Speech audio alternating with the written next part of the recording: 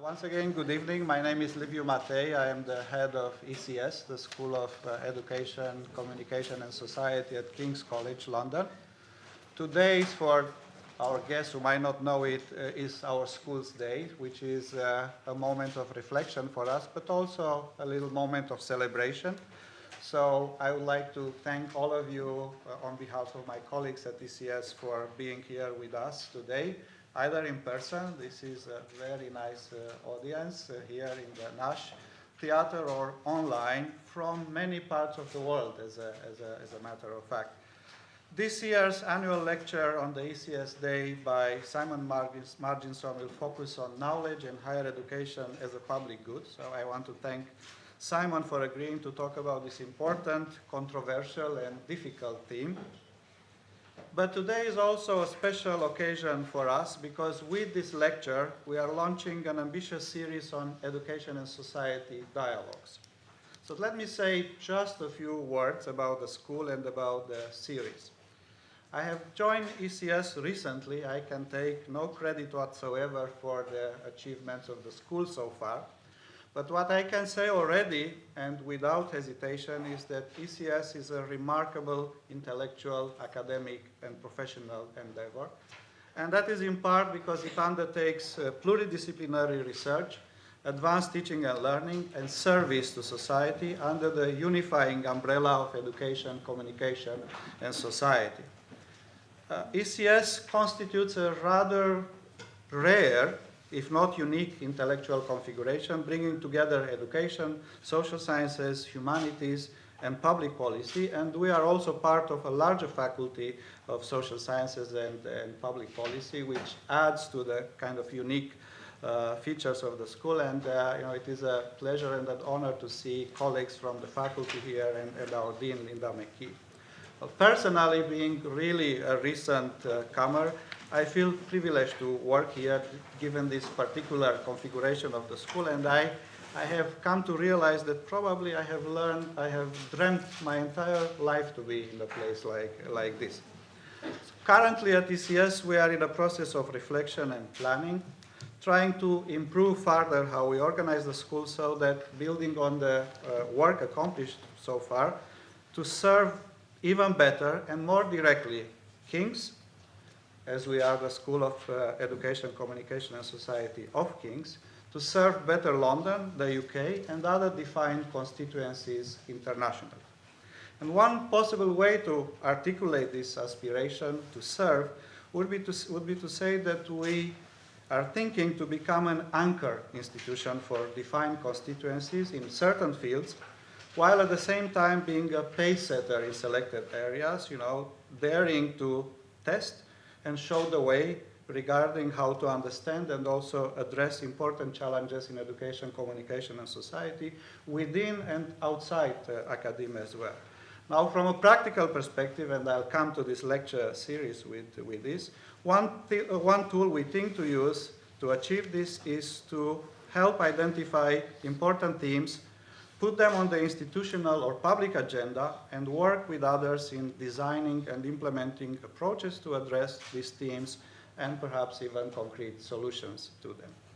Now, this Education and Society dialogue series is imagined as a platform, allowing us at ECS to come together with colleagues from King's, from other London and UK higher education institutions, with members of the academic community elsewhere in the world, but also with policymakers, even politicians, media representatives, and others who should have a voice and who have a responsibility and a role to play in addressing current and emerging challenges in education and society. For today's lecture, the choice of the theme, higher education and knowledge as a public good, I hope it fits well within this framework. Production, transmission, curation, and dissemination of knowledge as a public good is at the very core of the ECS mission, and it is clearly expressed as such in our mission statement. But what does this mean exactly in practice? So this discussion today is part of our own efforts to better answer this question. What do we mean by promoting knowledge as a public good?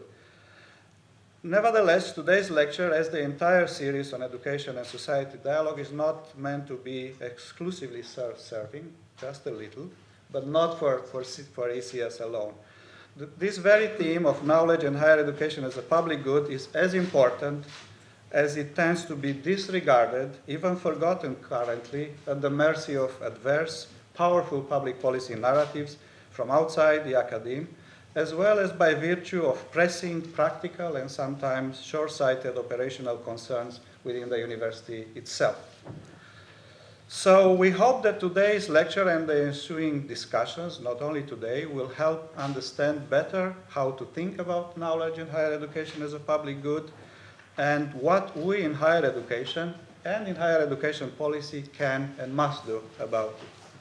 Now, when launching an endeavor like this series, one may experience certain worries and hesitations. Will it work?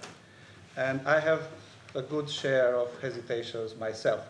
But I should say that I feel encouraged that we might be on the right track, seeing how many of you joined this very first event in the series. So the fact that you are here and the other colleagues online is both reassuring and encouraging.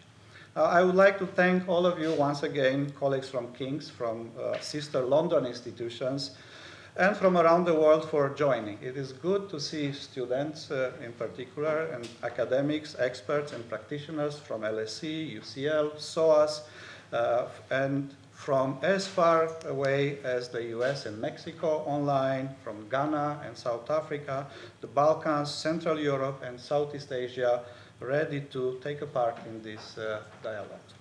Now, we at ECS know all too well that we cannot succeed in our endeavors unless we learn from others, coordinate and cooperate, challenge and be challenged by others, like-minded or not.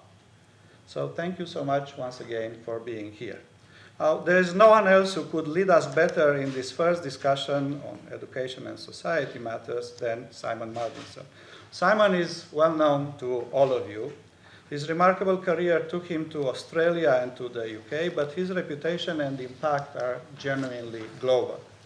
Moreover, no one else in higher education has contributed more directly to understanding knowledge as a public good and how this works or doesn't in higher education. So what I admire most about Simon's work, if I may disclose this publicly, Simon, is his remarkable capacity to move the frontiers of knowledge by producing profound research and scholarship with a powerful impact, intellectual and practical, in a highly efficient and at the same time highly discreet manner. So efficiency, depth, and discretion.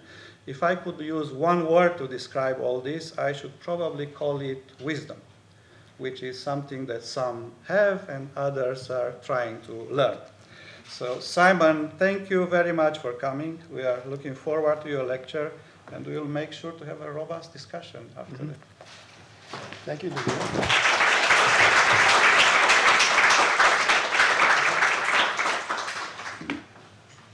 Well, thank you indeed, Livia. It's very generous, and thanks, Cleo, too, for helping with this.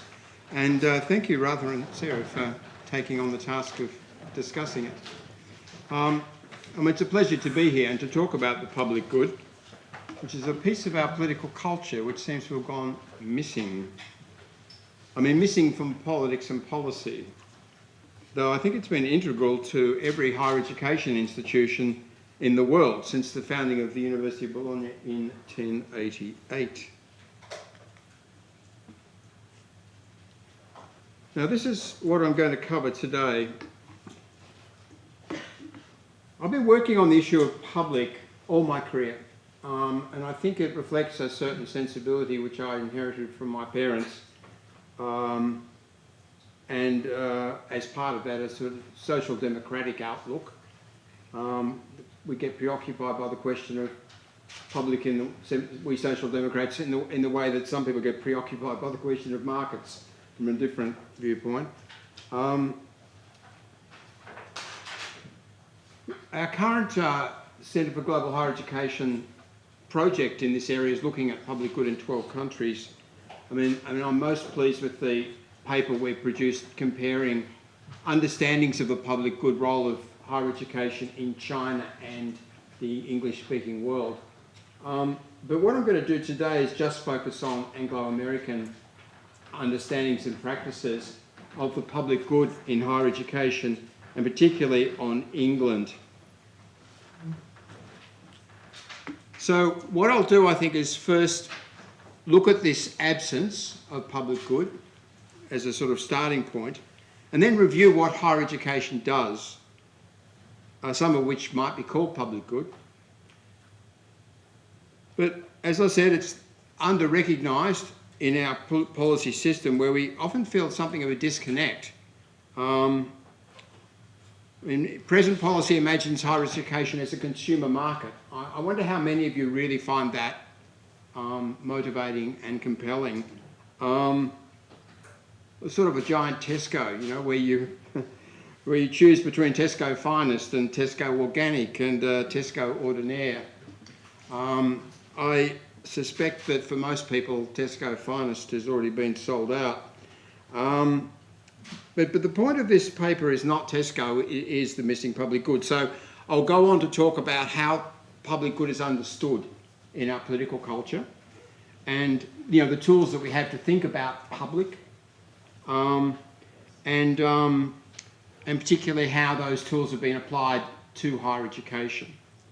And then I'll close by some thoughts about how we may bring public good more centrally into the equation.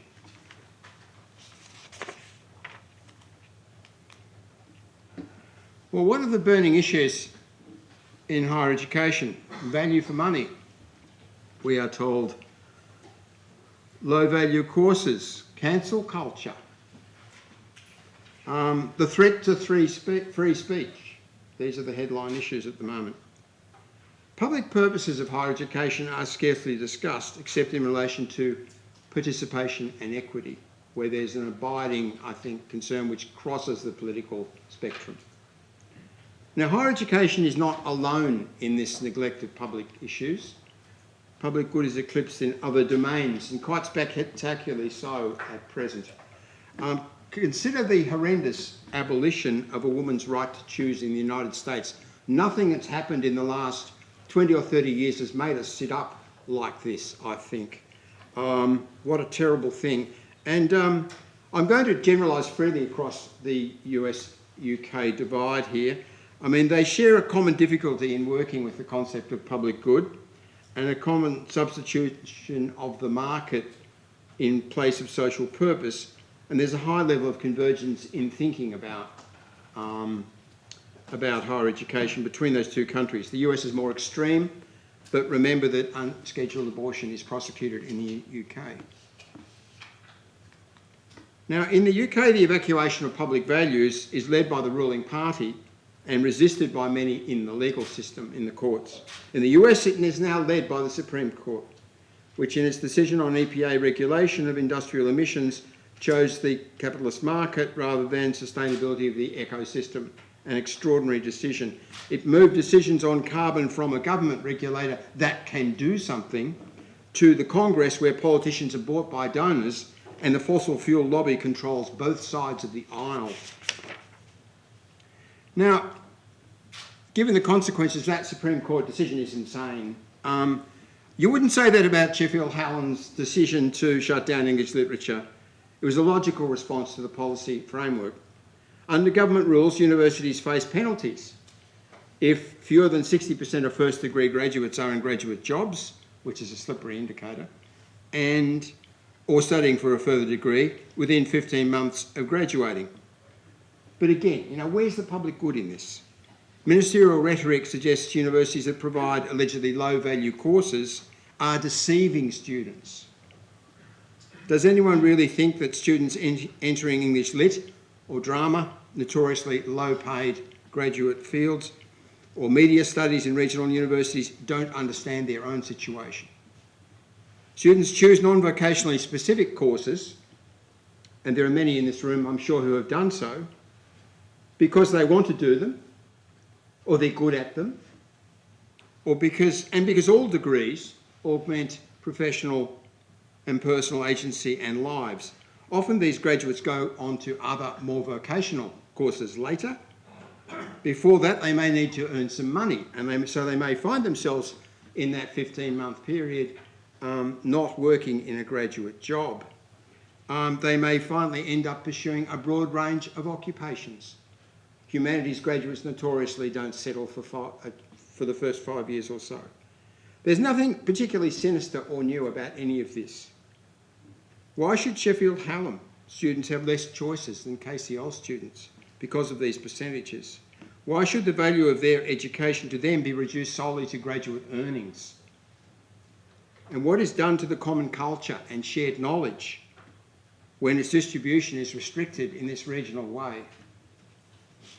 I think we have a crisis of the collective, and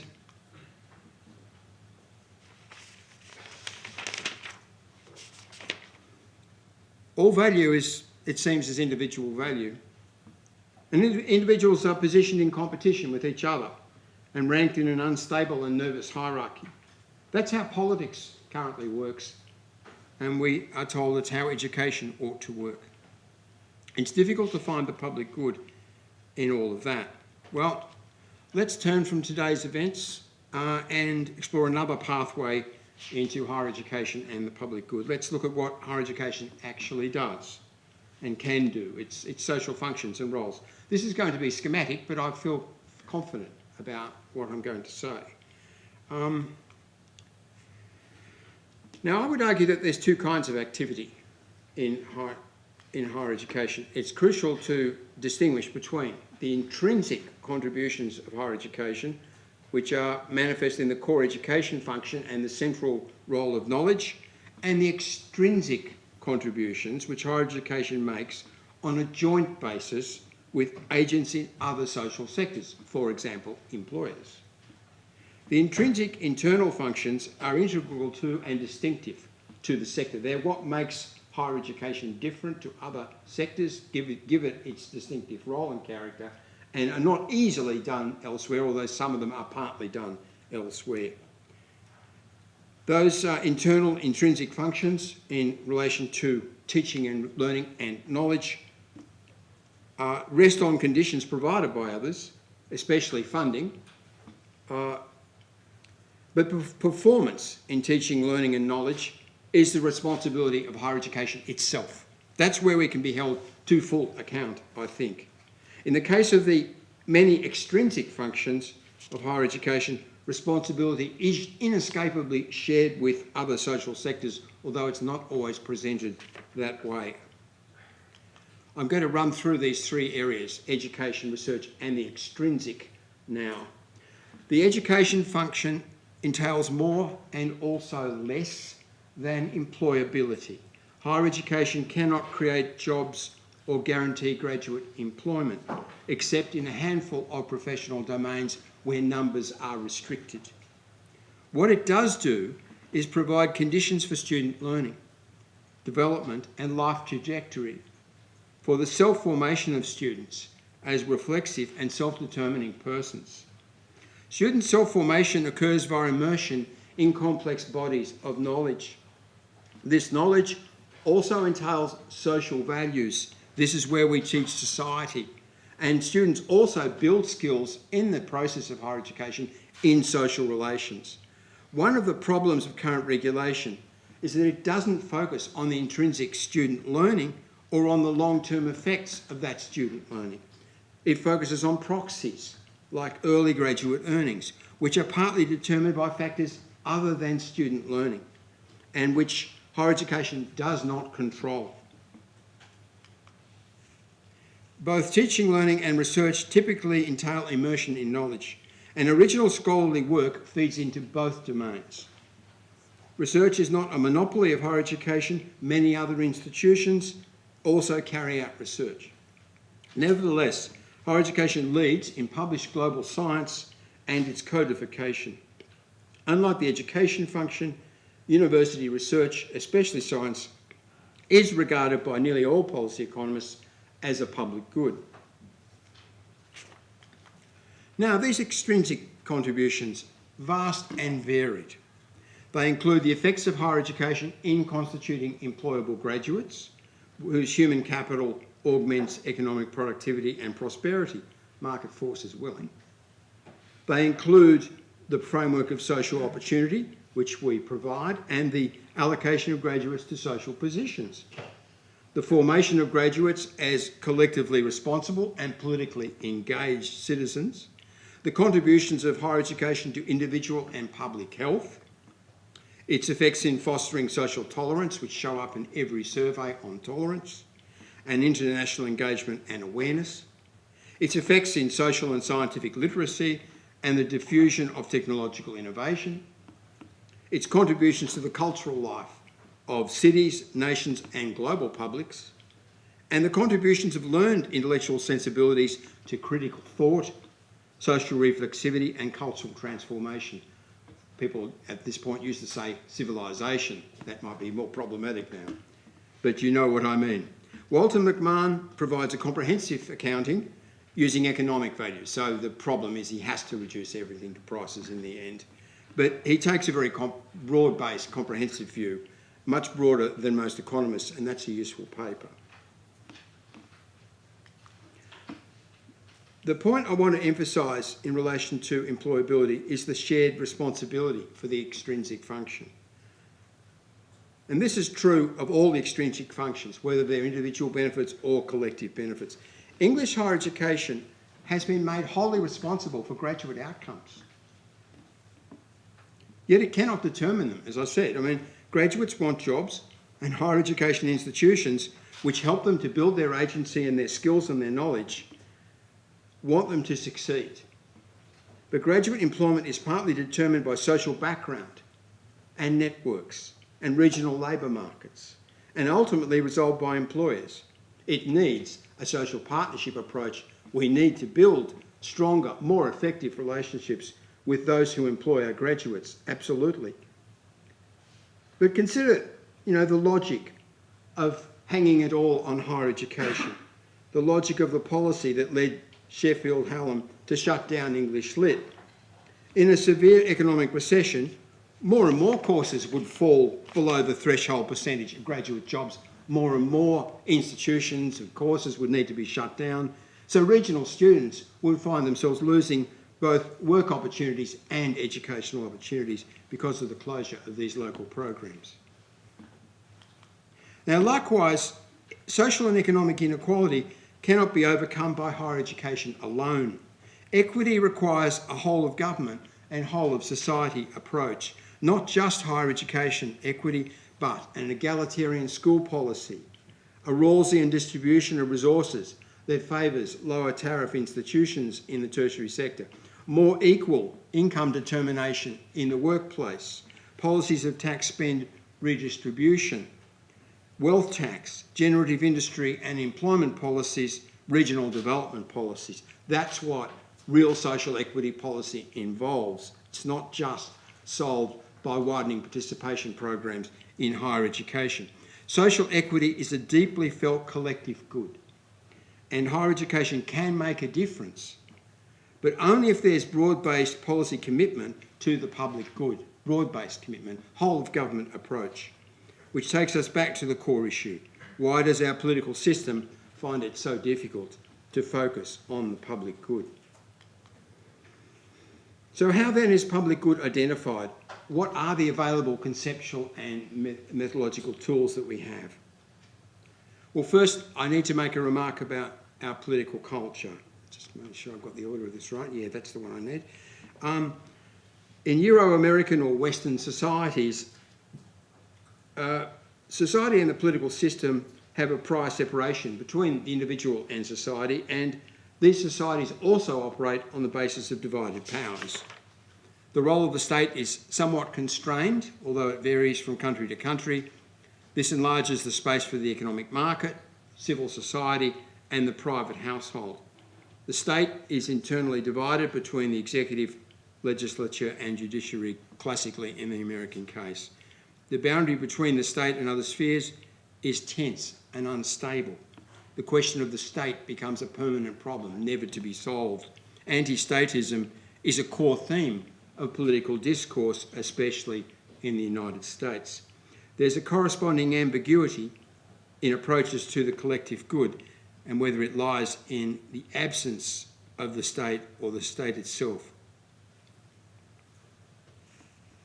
Now, the meanings of public and the public-private pairing are multiple, diverse, and somewhat confusing. The meanings of public fall into three categories. The first meaning is a noun that refers to a condition of shared universal beneficence, as in the public good. In the second use, public is a descriptive adjective that signifies open and inclusive social relations, if not universal communicative relations within the given bounds of a society or polity, for example, public opinion. The third meaning, and the one most important in higher education policy, is a dualistic pairing of private with public as an analytical device. Public and private are two mutually exclusive halves of a whole, and the relation between them is determining.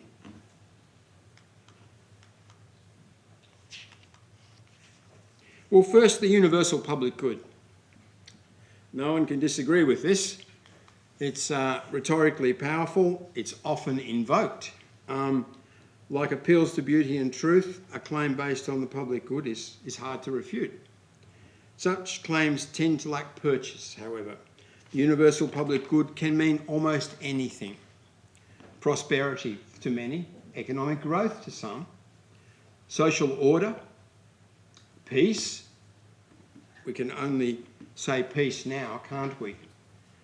Democracy in its various forms, parliamentary accountability, grassroots democracy, universal agency and so on. Equality, especially in the Nordic countries, but perhaps everywhere a bit. Sustainability, certainly, increasingly we might relate sustainability and the public good in the same sentence. So the concept provides little policy guidance unless there is a definition of the social purposes and the values entailed in the public good, and unless the agents responsible for its interpretation can be identified. Are those agents in the state, or are they in civil society, or some combination of the two? And what kind of state are we talking about here? So lots of questions around the notion of the universal public good. UNESCO tried to tackle some of this with its notion of the common good in 2015, education as a common good. This is a good paper, I recommend it. This idea draws on West European traditions of solidaristic and participative social relations as manifest, I think, in northern Italian cities that run themselves so well, in some cases anyway, a collective approach to building community in which people share welfare, but they exercise strong individual human rights. The common good is shaped from the bottom up by self-determining communities. Higher education helps to form and condition democratic communities in which each person has a voice. UNESCO emphasises that civil and private organisations, as well as governmental organisations, can contribute to the common good, although commercial participation may have to be monitored by the state to ensure that its expanding self-interest does not subvert the community interest. So there's something there, and I'll come back to that later. Now, the second concept of public. Now, this is, I think, more open perhaps than the other two. It's what I call the communicative relational public. This is a large domain, universal to a single society. It has one origin in the citizen assembly of the European cities, but arguably its primary starting point was the assembly of citizens in the French Revolution. This later became the electorate with universal suffrage in the 19th century and early 20th century processes of reform. And it's manifest today as a combined public opinion. This has become almost synonymous with the electorate, hasn't it? The communicative, inclusive public has now morphed again into the network public fostered by the platform capitalists, which can spill over national borders. The control exerted by Facebook and Google, which extends the power of the older media to shape public opinion, underlines the limitation of this kind of public. Power is distributed unevenly within it. It's inclusive, but it's not equitable.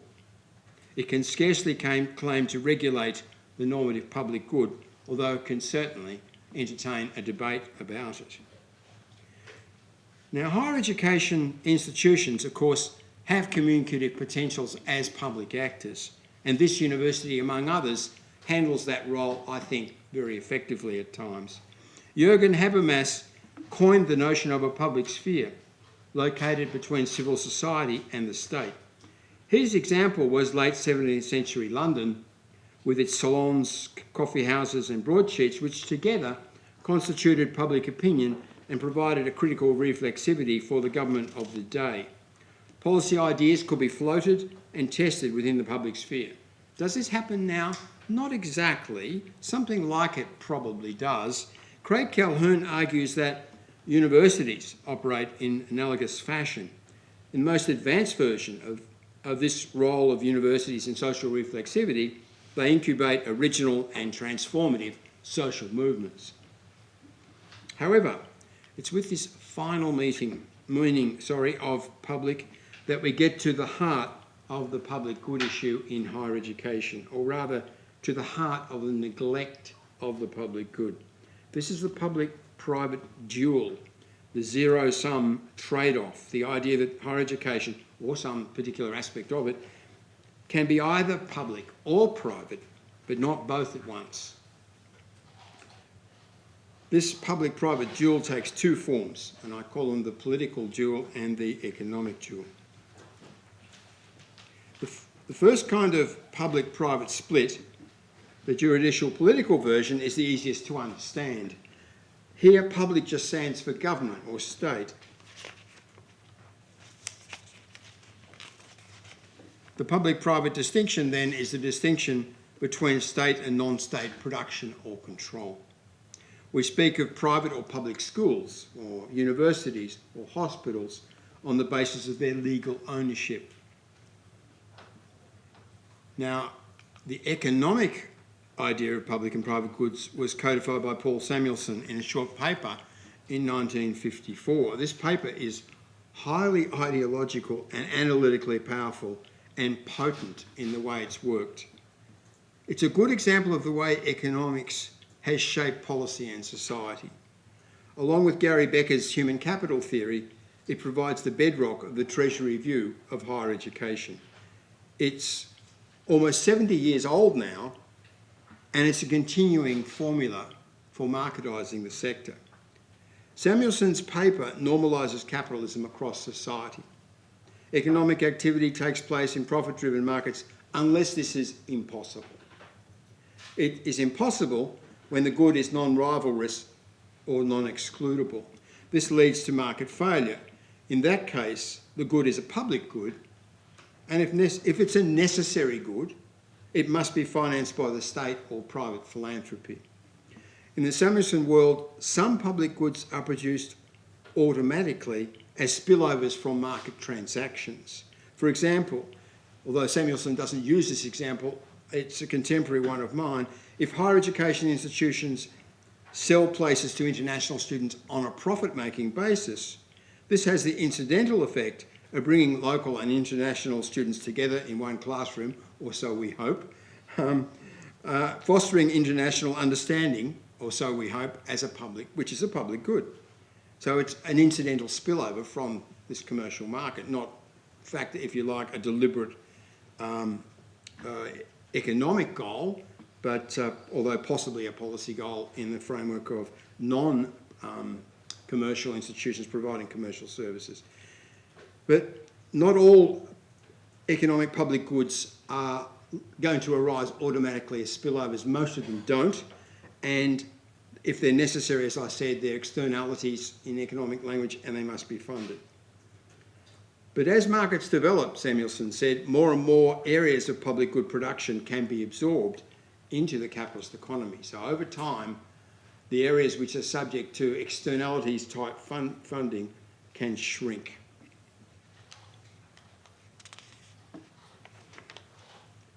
Samuelson's distinction between public and private goods plays a central role in higher education policy because it's a funding formula. You know how it goes. The student user gains additional earnings by graduating from higher education, additional private benefits. So the graduate should bear the costs of higher education unless the graduate does not earn enough, in which case there is market failure and the government subsidises the tuition loan scheme. And the level of total subsidy is quite high in England. It's about 50% at the moment, although it's likely to go down. So that's all there is to it. The user pays, public-private split of benefits leads to public-private split of costs and so on. Well, this works in basic science. Industry will not fund most research because the commercial benefits are highly uncertain, the lead times are long, and it's very difficult for one firm to capture public science. So basic science is seen as a natural economic public good, and government funds it, broadly speaking, although there's significant philanthropic funding as well in some countries. However, in cases like education and health, the rule governing Samuelson's formula does not really apply. The rule is that public or private is determined by the nature of the good. But in education and health, government chooses whether to provide the service as a universally accessible public good, like the NHS or UK primary schooling or higher education in Germany or Finland, or as a private good, as in higher education in England. Government chooses which way to go. Now, in the case of English higher education, government has decided politically to organise it as a market and fund it accordingly. And it's only then that the economic rationale is invoked. So Samuelson has been used not to objectively calculate the funding split on the basis of a naturally existing condition, the public or private nature of the good. It's been used as a post hoc ideological mechanism for framing and justifying a higher education market while limiting public spending. Now, by combining the political dual and the economic dual, we can see the policy choices exercised by Anglo-American governments in higher education and research. The vertical axis uses Samuelson's distinction between public and private goods. The horizontal axis shapes the opposition between state and non-state production. And this generates 4 distinct economics of higher education. Now, all of them play a role, but not the same role. Some are more important than others. Now, top left, activity in quadrant 1 is outside the state and also outside the market. There's a lot of activity there, but it's almost invisible. Household production in the economic sense is included there, and a lot of educational and knowledge-based activity takes that form. Quadrant 2, pure social democracy, Nordic model if you like, non-market activity controlled by the state. Here, higher education is free of charges and relatively non-competitive, and the potential for public goods in both senses, economic and political, is at its peak. Quadrant 3, the domain of state-controlled markets in student places, as in England today, and research which is more product-like and competitive than in quadrant 2. Quadrant 4, in the bottom left, is pure for-profit activity, as, for example, in international education in the UK, or in England. What's most interesting about this matrix is that in the UK since the 1980s, the Thatcher years, a growing proportion of activity has been shifted from quadrants 2 to quadrants 3 and 4. And the potential to generate collective and common goods here is reduced compared to quadrant 2. So over time, in this Samuelson world, the framework is pulled towards the market. The present policy framework in English higher education must reduce the potential for either Samuelson public goods or UNESCO common goods. If the public-private relation was conceived in less individualistic fashion, public goods and private goods could be advanced together. They wouldn't be zero-sum. But in policy economics, it's one or the other. If higher education generates private benefits, then by definition, it doesn't generate collective social benefits and government doesn't have to pay.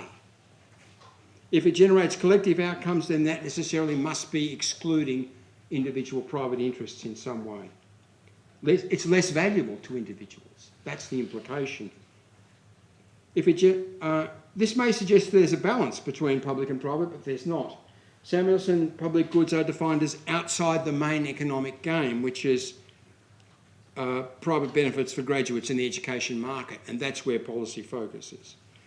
Public goods are either unfunded spillovers, which are scarcely noticed, or they're funded externalities in areas of market failure. And you don't hear much about them either now. Here, government has a strong vested interest in underplaying the potential externalities to reduce its spending obligation. So externalities like fostering democratic citizenship, or building cities and regions, or technological diffusion are just simply not discussed. They may happen, but they won't happen to the same degree they would happen if they were subsidised and given attention by policymakers and there was some drive to improve performance over time. So England clearly funds only basic science and social access through the tuition loans system where graduates can't pay back. As I said, that's quite significant, about half of the total cost of tuition. But that's defined as access to private goods, creating access to private goods, and it's separated from any larger social reform agenda in relation to access and equity, which would, as I said before, involve a plethora of collective goods that are not admitted within this policy framework. Now, there are other policy gaps as well. Higher education has advanced potential to create global public or common goods, for example, through global science. But without a global state that conceives the world as a whole, there are no policy mechanisms for really monitoring such goods, and they're left to the voluntary action of scientific communities or commercial players. In fact, the global spaces in the Samuelson framework is understood as a space in which universities behave like private corporations. This does not prevent international activity from generating common good outcomes, but less than we could have if we consciously organised to provide them. Global goods, like other collective goods, arguably are under-provided. But the ultimate problem is this. The ultimate problem of the Samuelson framework is that while privileging capitalist markets, it ignores social values and ethics. Consider the Samuelson definition of public good, right? Now, when an aggressive nation like Russia invades an innocent neighbouring country like Ukraine, the invasion is non-market activity carried out by a government. It's public goods in both the economic sense and the political sense. It's in quadrant 2.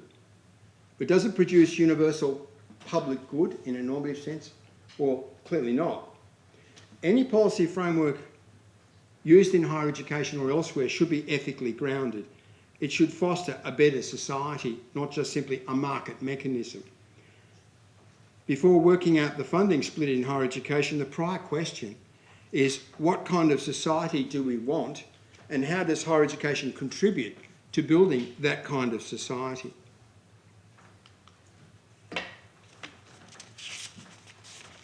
In short, we have a problem in higher education in England. Within the dualistic public-private framework, the private good looms larger than the public good. The public good is focused only on science funding and access subsidies.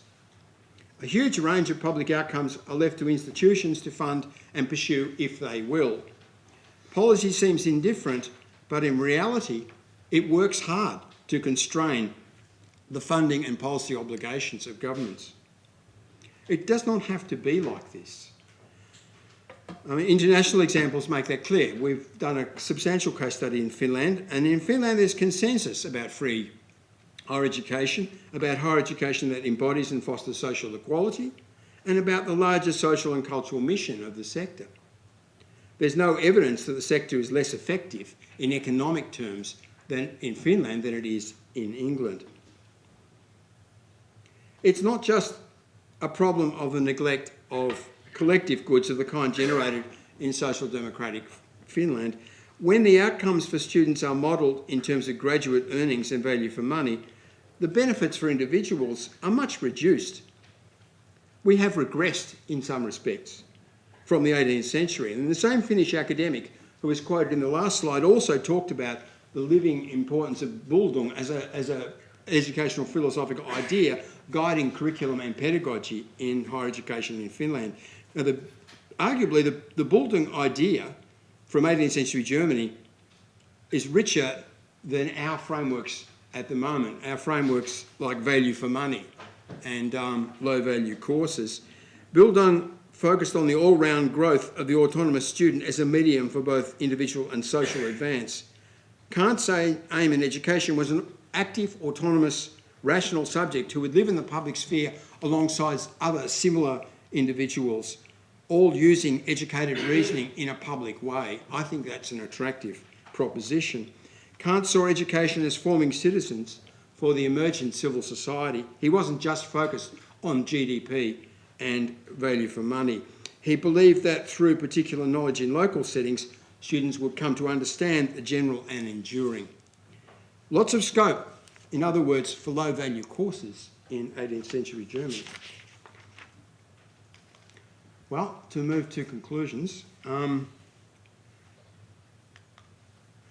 through its intrinsic and extrinsic activities, higher education contributes to multiple individual and social outcomes. Most of them are under-recognised, underfunded and under-provided. Anglo-American economic policy scarcely acknowledges social values. It favours a dual public-private methodology with inbuilt biases towards economic markets and the residualisation of public spending.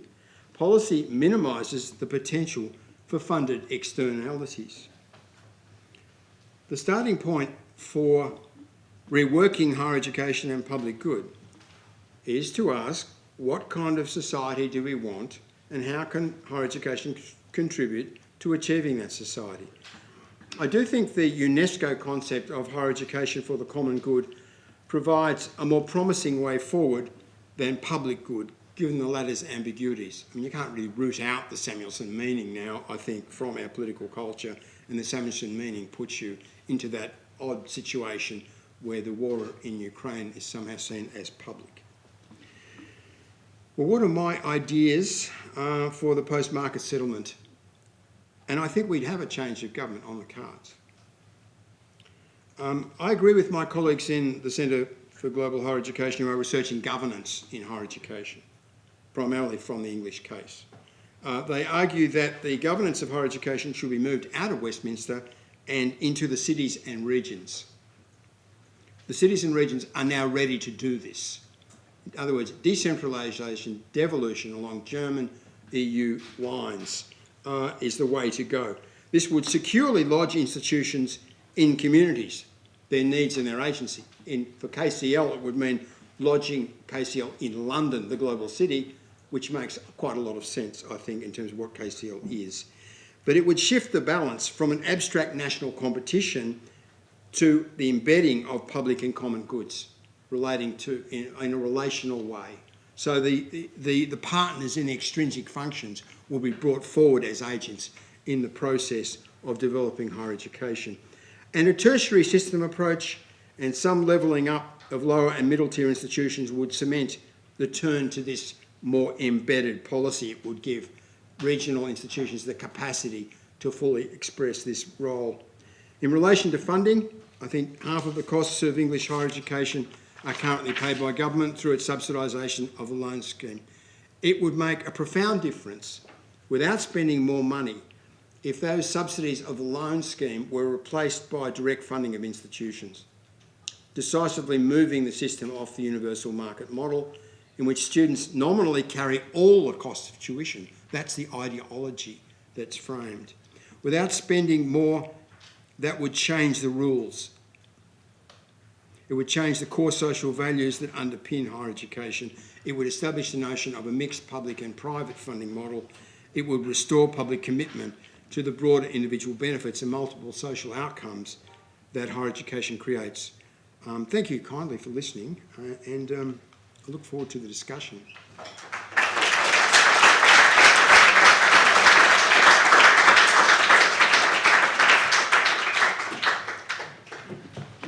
Well, Simon, thank you so much for this lecture. There's a lot to think about, a lot to worry about, and perhaps a lot to act upon as well.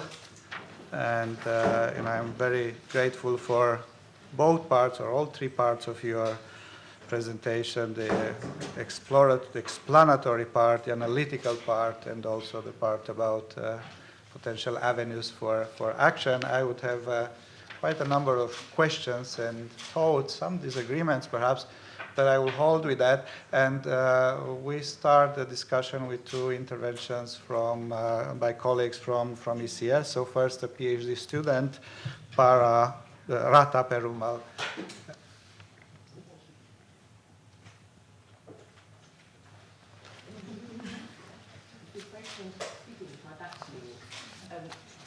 Thank you very much, Professor Marginson, for a really thought-provoking and interesting lecture. By the way, I should have, I'm sorry to interrupt you, I should have said this at the beginning. We have colleagues online and other colleagues who couldn't attend, not even online, some have COVID, so this part will be recorded, if that's okay with everyone. Simon's presentation will be made available on the ECS website, so we already have a dedicated website for this series, so you will have a chance and to see the recording as well, together with others who couldn't make it. I'm sorry, Rata, but I owe to tell this to the audience. Yes. I'll stop here. Thank you, Professor Marginson, for a really thought-provoking lecture, giving us ideas about the ways in which public good can be reframed and considered in a variety of perspectives. Your lecture is a timely and important reminder of the need to re-engage with this neglected remit of higher education, this principle of education and knowledge as a public good. So I'll start by saying that there were so many ideas I wanted to pull out from what you were saying, but only have 5 minutes, so I was confined to 2 specific areas that I want to touch on in my response.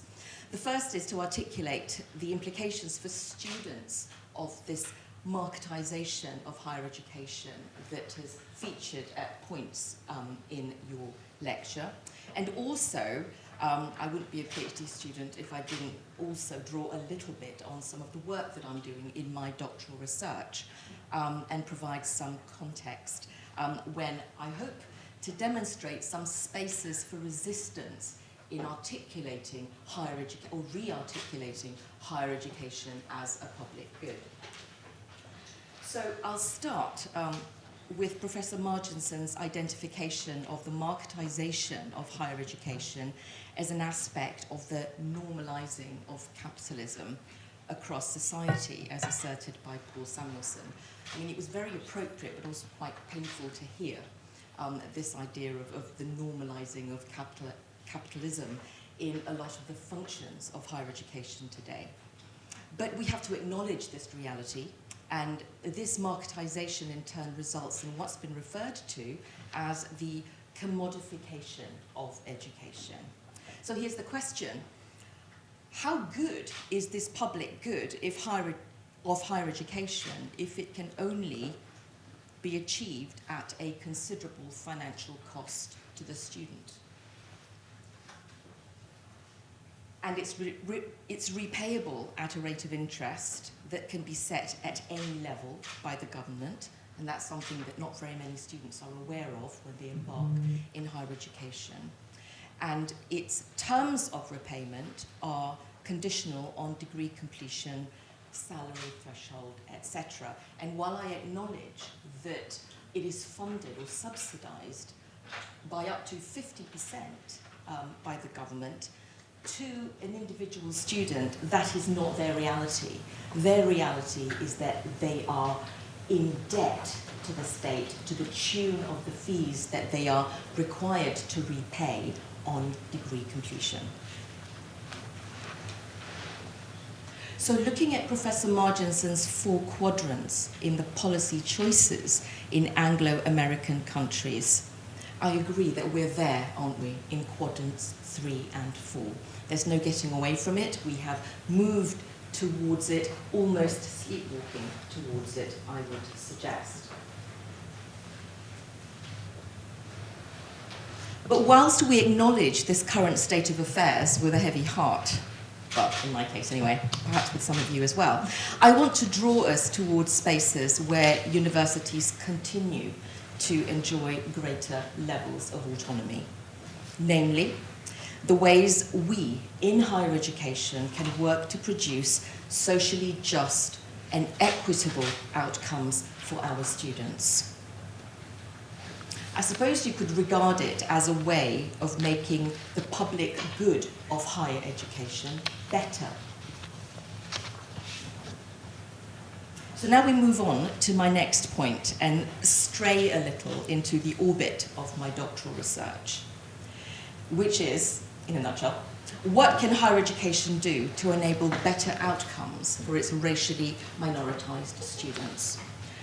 The so-called degree awarding gap that we see occurring in relation to the outcomes of racially minoritized students in higher education. So I'll start by saying that we can all agree with the view that social and economic inequalities can't be overcome by higher education alone. As a blanket statement, I don't disagree with that. But I would add, in my perhaps characteristically optimistic way, that there are spaces for resistance that we can find, where we can engage with those societal inequalities that are reproduced in our institutional structures. And these inequalities include, but are not confined to the degree awarding gap that affects our racially minoritized students. So this point, I would suggest, aligns with Professor Marginson's point about the regaining of the public good. Let us do that. Let us regain the public good in some of the activities that we are still able to engage in as autonomous higher education institutions by, to quote Professor Marginson, thinking about what kind of society we want to live in and how universities, as sites of higher education, can help to achieve that. And finally, can I just say, this isn't necessarily related to the topics we discussed today, but the fact that we are all here together, possibly for the first time in a very long time. I just want to say how lovely it is to finally be in a real lecture venue, and hello people online as well, and speaking to you all in person. It's wonderful to be in this kind of public venue, in-person community, and long may it continue. Thank you. Thank you. Thank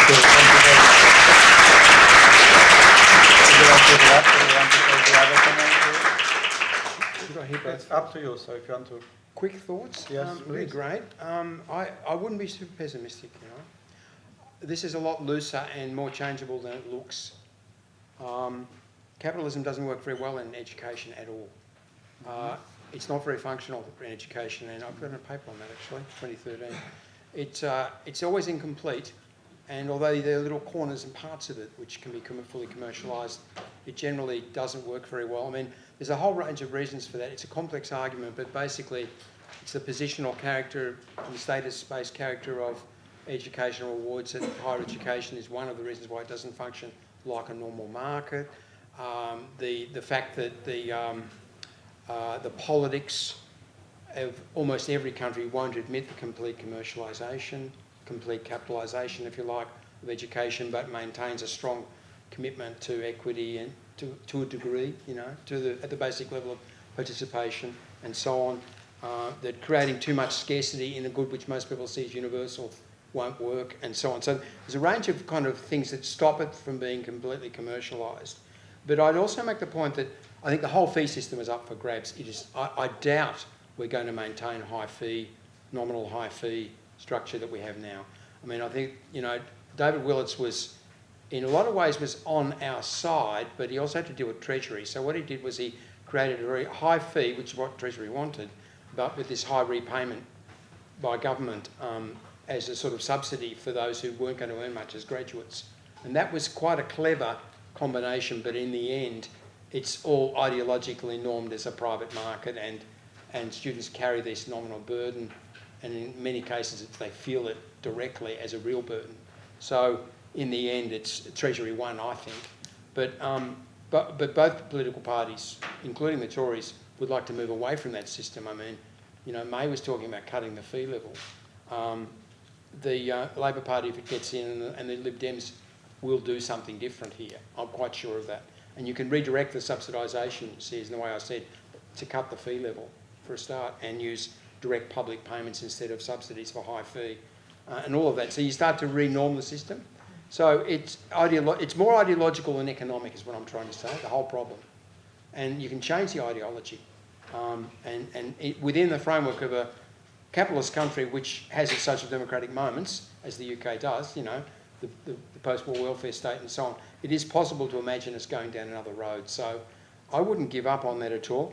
I think that the question of racism is the primary question in a lot of ways at the moment, and will be for some time. It's interesting, isn't it, how it's come to the front rank right across the Western world. And it's especially the colonial world and especially the United States because of slavery, but really everywhere. And my sense is that it's as important as class.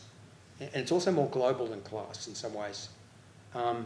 So I mean, I think that we can lead on race in higher education. And it's interesting how the government is now positioning to try and create a debate about that. And I don't think that's going to work. I think that the understanding of the importance of racism is too strong, too deep-seated, not only in higher education, but more broadly in the society. And the society is too heterogeneous now to be normed in a Tory white way. So I suspect that's a winnable issue. What you're working on is a really good thing to work on now because there's a real chance of making progress. I mean, at Oxford, we find that our master's students are fascinated by all those issues more than anything else in higher education at the moment. In the higher education masters, they're focusing on racism. It's very interesting.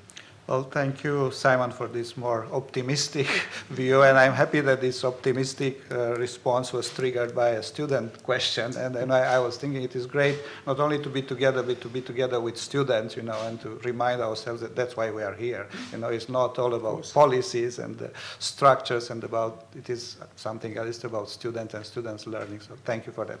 Second comment, Dr. Sarah Black. Thank you. Well, as we say where I come from, fees must fall. Yeah. Yes, indeed. So I'd just like to pick up, I think, a few more sort of theoretical tools to think about some of the problems that you described for us in a very rich, thick presentation that I cannot possibly do justice to everything. So what I thought would be a useful offering to continue the conversation and to think more about the problems you've posed to us is premised on a paper I read in 2020 by two Polish philosophers who were trying to think about the difference between knowledge as a noun, as an object, versus knowing as a verb. Mm-hmm. And what is fundamentally different about these kinds of categorizations, because we've been talking about knowledge as a common or public good, but how do we think about knowing as public good? And I think that there's something quite fundamentally important in there. So when we think about knowledge as an object, it is distributed, produced, consumed, I put in air quotes, realized on a labor market under the Samuelson kind of social imaginary that you've described to us. And that's a zero-sum logic that Skuttereg and Ramoshki, these two philosophers, argue is fundamentally premised on an underbelly, which is the distribution of ignorance. And so what you have as knowledge only matters or only has a value, especially in an exchange sense, if it is premised on someone else not knowing. And inside of that, we sit with all these problems about whose knowledge gets valued. Coming from the global south, this is a fundamental problem that we're constantly having. Whose knowledge gets valued, whose knowledge gets codified, reproduced and institutionalized, including in people's languages, of course. Who gets to accumulate and distribute it? Who gets to credential what constitutes being accumulated and distributed? What gets recognized symbolically and what is not given credence? Given that, and given how tightly the distribution of knowledge as an economic good, whether for the public good or for private interest, is so tightly ascribed to the labor market. And we're looking at some of the English policies about even tightening that relationship more. And questioning how it's almost strangling knowledge I think we need to expand the concept of the frame, and that's where I would draw my second sort of theoretical idea, which is Nancy Fraser's recent analysis, which I think is really good, about thinking beyond the Westphalian nation state to think about the distribution of these public or private goods at a global level. Because higher education institutions in many areas of the global south, where a lot of low-waged labor has been outsourced from the global north or from the economic hubs of the west, is often the only avenue people perceive as their way of building an economically viable life. And that puts an enormous amount of pressure on higher education institutions to become the purveyors of an economically certain future. That's certainly the case in South Africa, where I come from. And I think it's interesting what you said, Prof Marginson, where you said it's a policy trap, because one could also see that as, in a more cynical light, of this being a way that policymakers can offload the responsibility for building an economically viable future on institutions other than themselves. So it's not our fault for the structure of the labour market, or for the way that we've invested, or for the way that we've degraded the environment. It's the universities that aren't giving you tradable knowledge that you can exchange on a labour market later. But if we take knowing as a verb, then I think a more beautiful and more precious idea about what we are here to do becomes visible. Because, to quote Gert Bister, it's a beautiful risk to be in education. And again, you did touch on this when you mentioned about the social relations that learning produces when we educate each other and we learn together. When we talk about knowing as an ongoing human endeavor that is creative, that's emergent, that is non-deterministic. And I think that that's where it escapes its purely economic definition. It's non-deterministic. Who knows what we're going to dream up or think together or discover tomorrow? And that breaks the orbit of these circuits of knowledge as a noun being sort of traded and retraded and trying to be realized as a sort of commodity, is that it is emergent and nascent and Gert Bister said a beautiful risk. Now that risk can go in multiple ways, but it is the openness of it that I think makes knowing as a verb something that's incredibly special and part of that public good that drew all of us into this practice that puts us in this room in the first place. So also drawing on Bister, I think that he gives us another interesting duality to think with, because a lot of these policy apparatus that we struggle with and want to resist are often in the name of what the government would call accountability. You know, universities need to account for the money that they consume. But Bister says that if we only think about accountability and we fail to notice what is responsibility in a democratic sense, we only reduce what can be counted, what can be measured, or what can be metricized in this idea about what it means to engage in an ethical relationship with the people that we work with and for, either our students directly in front of us or the broader communities in which they will become hopefully active and happy future participants. And so I think Bister's idea of the beautiful risk of education, and to go back to the responsibility we want to hold as the very privileged custodians and stewards of that process of knowing as verb, rather than the narrow technicist definition of accountability. And I would like to offer those as my statement into this conversation to help us think a little bit more about what you've given us today. Thank you. Thank you so much, Sarah.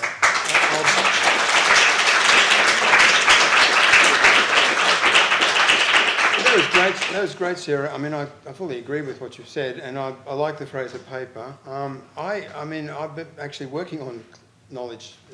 I didn't use that work in this presentation. And my current concern is around two things. I mean, one is the way in which bibliometrics works, you know, the way that kind of commodifies it and privatises it so that people own it. It's the property of individuals who create it and so on, you know, belying its collective character and essentially the no origin problem.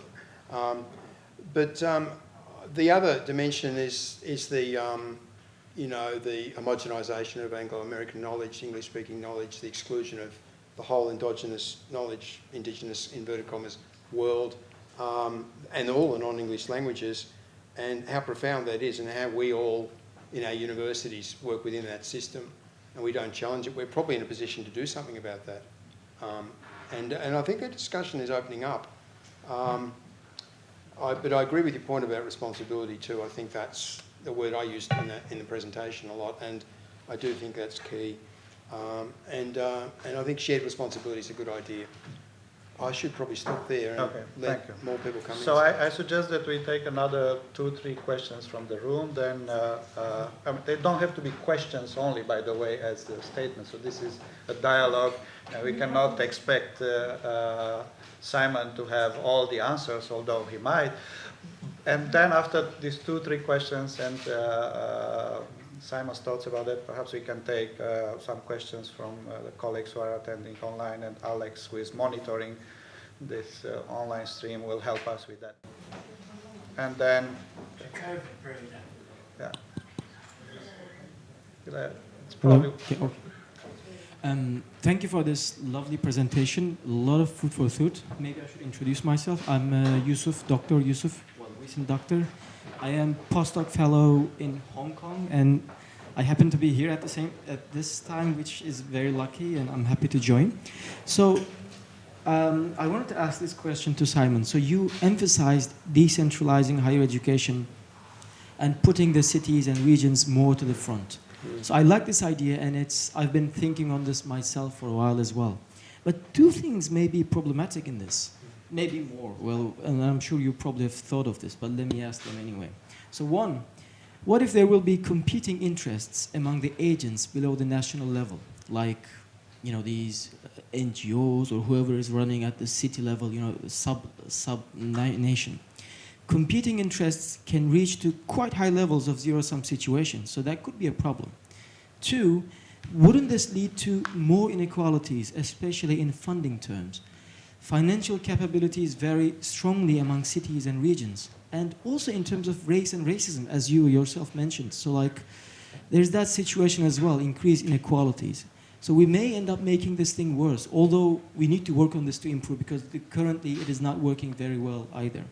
So given this situation, how can we make sure these regional and city level agents work for the public good still, and work for it in a better way?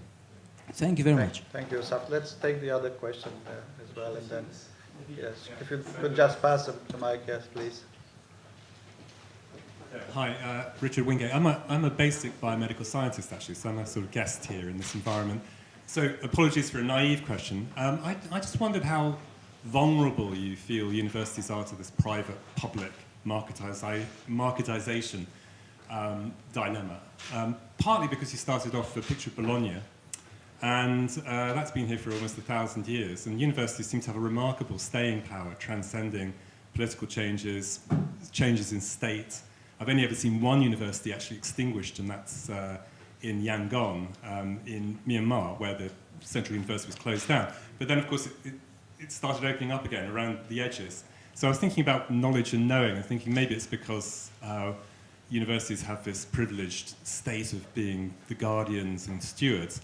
But I also wondered whether it's our monopoly on certifying knowledge, which allows us to have this longevity, which is a little bit more pessimistic, because that reduces our function to something which is not quite so pristine and ideal as being the guardians or stewards, which would be lovely to think. Thank you. So if there is no other immediate questions, so Simon, perhaps you may want to comment on this, please. Quick responses to both. Yusuf, I think you're right that, that if you decentralise, you take the political conflicts down. But that's politics, I guess. And, without different agents in the ring, you've probably not got a fully fledged polity. And if there are different agents in the ring, they're probably going to have differences. And they form coalitions as well as zero-sum competitions and so on. So I'm not sure whether that problematic really changes when you decentralise. I think that the question of inequality is the big issue. So, we look to the EU here, because the EU's actually dealt with these issues substantially over a period of time. And what it's had to do is combine a kind of politics of distribution between rich and poor areas with a politics of subsidiarisation, which is taking the decisions to the lowest possible level, closest to the action at any given time as a basic principle.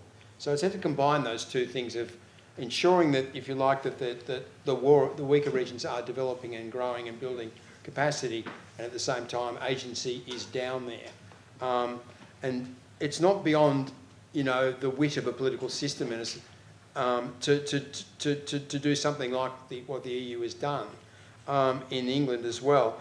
The problem is ultra-centralisation now and high regional inequality. It's one of the most unequal countries in Europe when you look at the difference between the poor and the rich regions in terms of income. You know, and regional inequalities are really striking in the UK.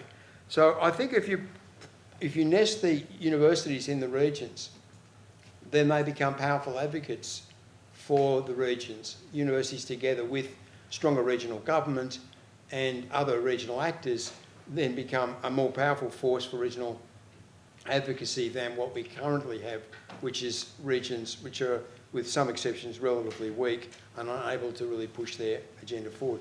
On the question of the university and its vulnerability, very interesting long-term problem.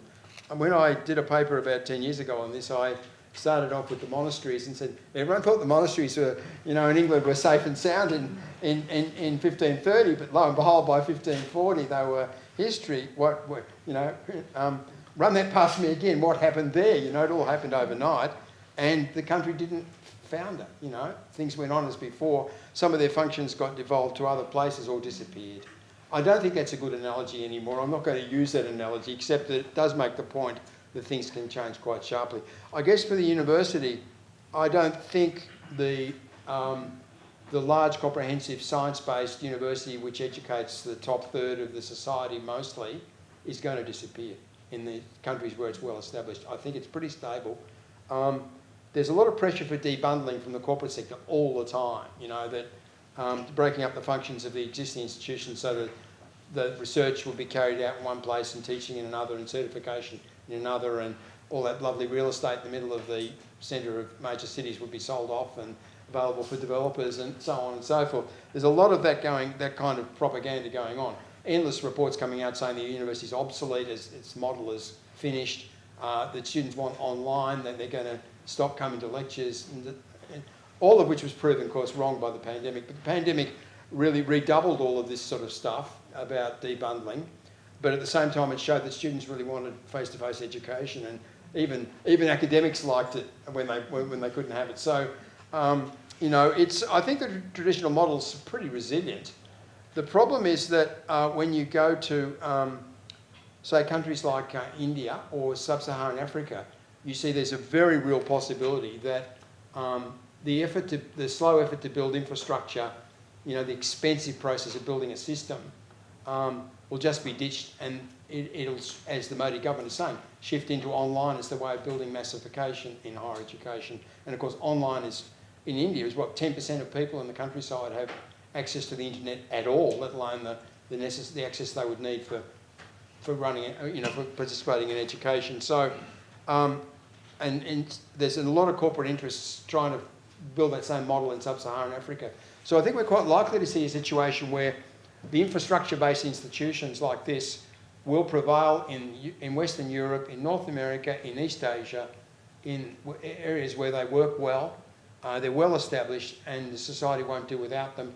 There's a lot of status tied up in them, you know, they'll keep going. There are question marks about what the lower level of massification will be in terms of resources and status in these countries, but I think at this stage anyway, in Western Europe, UK, it looks like being sustained, with a possibility that in the US, the community colleges are really in trouble in some states. The for-profit sector has been hopeless. There's a real possibility that the bottom tier in the US will start to fall apart. But I think elsewhere in most of the OECD, it's pretty resilient. But you know, the situation in large parts of the developing world could be quite different, and I think that's what we've got to look at when we look at the danger for the university as a model. Thank you. Alex, can you help us with any comments? I think all my attendees are a bit shy because there are no Okay, questions. good. Then, Simon and colleagues, if I may try one last question, and you may want to answer it or just leave it to us to think about the answer. And this is, you know, from a different perspective. I mean, your talk was very thick, as it was said here. It was also illustrated by the diversity of interventions from the room. So we are talking about how to study knowledge as a public good, what kind of analytical frameworks to use. We are talking about what to do with policy frameworks or what to do within restrictive policy frameworks. We are talking about what about being a student in all this, what about knowing. So my question is more from the perspective of an academic and university administrator, if I may use this term, which is not really used in the UK. And this is a question about agency. Yeah. Do we have any agency? Because, you know, your matrix was extremely clear and very convincing. So we will always find ourselves within one quadrant or perhaps between two quadrants. So what is it that we can do as academics, as university administrators? And if we have agency, how does it manifest? Is it at the level of curriculum design? Is it at the level of pedagogy? As university administrators, is it at the level of let's say, recruitment and admissions? Is it in research? Is it in governance, both institutional governance or system governance? And here, I don't want to anticipate your own answer, but I was thinking while listening to our colleague who mentioned Myanmar. Now, universities are assigned so many responsibilities and tasks, and you mentioned that as well. And sometimes we are expected to be able to function, first of all, in very restrictive society. So we are expected to engage and transform the policy frameworks. We are expected to contribute to defining what kind of society we want. And that can be very difficult in some societies. If we take Myanmar, the issue for academics and students, by the way, is survival. So they are targeted by snipers, no less than that. So they either leave or shut up, and even if they shut up, they have lost salaries, pensions, everything. There's nothing you can do there. So there is no autonomy and there is no agency, really. But if we take other countries near us, take Russia, there is very little you can negotiate as a university, or almost nothing with Putin. There is nothing I can tell you, because I am coming from there, you can negotiate as a university with Orban. Now, if we think of this quadrant here, the situation is different. There is room for negotiation. There is room for engagement. I think we should both celebrate that and be aware of our responsibility to engage, because that is possible, right? We have this privilege. We have some degree of autonomy, which others really don't.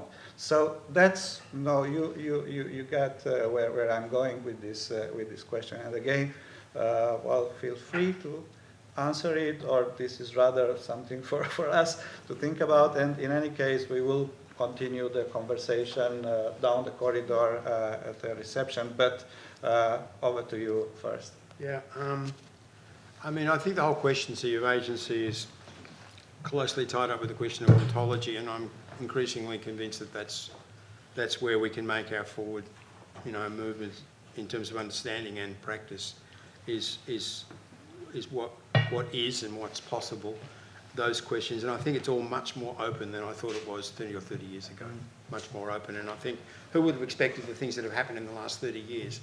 Start with the internet, China, rise of China, extraordinary. The pandemic, and the outbreak of populism and the collapse of the liberal order in some countries. All of those things none of it we saw coming. None of us saw it coming.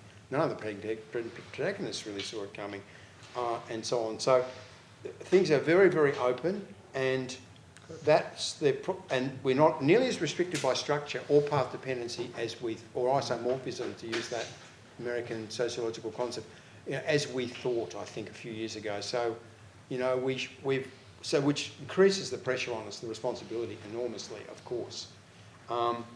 So we come to academics and students too, and administrators who are part of this process equally. And we say, I suppose, where do we exercise agency? Well, we certainly exercise it pedagogically as academics and as academics and students in terms of knowledge. I think that those functions, although they don't always show themselves quickly in terms of effect, are tremendously important. They aggregate a lot. I'm really fortunate that I've never enjoyed teaching so much as I am now, and it's because the students are so motivated and so strong, and you realise you learn so much as a teacher in those classes. it's a fabulous experience teaching in, you know, when it really works, teaching and learning, and it is a mutual process, but there is also a specific, you know, usefulness for the teacher in that situation. So it's great, and you realise that really makes a difference to people. You can see it happening in front of you over the year of a coursework masters. You see people change. It's really fabulous, and you know that matters. And as for knowledge, I mean, clearly that matters. So I won't, I guess, get into a spiel about the value of social science. I think it's there, you know, it's real. The question is, what happens when, beyond the academy? You know, what happens when we go public? What happens when we go into politics and civil society? How do we influence things there? Well, I think that's a much more difficult problem. Public intellectualism's quite fraught, and there are only a few places where public intellectuals move easily in and out of public affairs and make their contribution freely. And then we look at, but this is all about liberal society, isn't it? And that's what my quadrant is all about, as you said, you know, it was all about space for negotiation, possibility of autonomy, and argue we can shift things from quadrant 3 to quadrant 2, selectively perhaps, you know, on a good day, if the government changes, you know, all of that stuff. That's all overdetermined by the kind of geopolitics which and the sudden surge to the right and to authoritarian rule. And that, of course, means it's a completely different game, as it was in Germany when the universities succumbed to the Nazis, you know. Those great institutions, those fabulous universities, the best science universities in the world still, in some ways, in the 20s, and then they were lost, and with incalculable long-term damage to the world in that, you know, seeing Martin Heidegger become a Nazi, I mean, what a terrible thing, you know. And it's, you know, there comes a point where when the geopolitics kicks in, as you know, at a certain point that becomes a determining issue, not what we do about knowledge or our public role. We're really working with others to deal with that problem. Everything has to be reset. You have to solve that problem of authoritarian rule before anything else can be tackled, really. It's a massive precondition, a bit like the environmental problem is becoming, you know, you've got to address that first. And I think you've got to address the problem of authoritarian rule even before you can address the environmental problem. And as for the geopolitics, well, a new Cold War is not a good idea. Well, thank you very much, Simon. I think we will invite you to have a small school seminar only on this theme. And now at the end of this lecture and discussion, there are several rounds of thanks that I would like to convey. And I want to make sure I start with my colleagues from ECS, Cleo, Faturecci in particular, but also Jade Crumb, Louise Todd, and Ben Day, so they helped organize everything. So thank you very much. And then Simon, it is, you know, it was a very, you know, thought-provoking, informative talk. And there were a few things that surprised me. Of course, I have read everything that you have written about this, but I was surprised in particular by your insistence on values and your mention of beauty. And it's interesting we didn't get to discuss that here, but by way of thanking you, we would like to offer something that evokes not statements and concepts, not even principles that much, but beauty. So there is a common currency in form of a round of applause, but also, if I'm well informed, there will be a very nice bouquet of flowers. Very good. So thank you so much.